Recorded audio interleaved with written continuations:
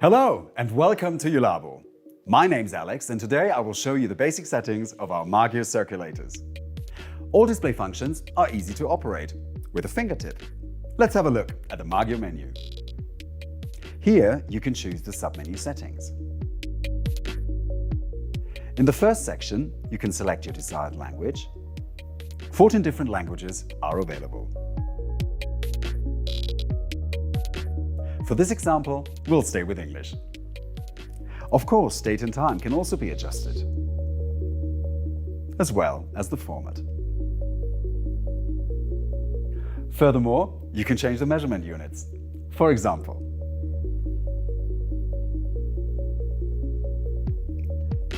temperature from degrees Celsius to Fahrenheit, pressure from bar to PSI, or the flow rate from LPM to GPM. You can also customize the home screen to your specific needs. I will show you an example. It's possible to set up to 4 different preferred values. These will be shown in your second home screen afterwards. I hope this short tutorial was helpful for you.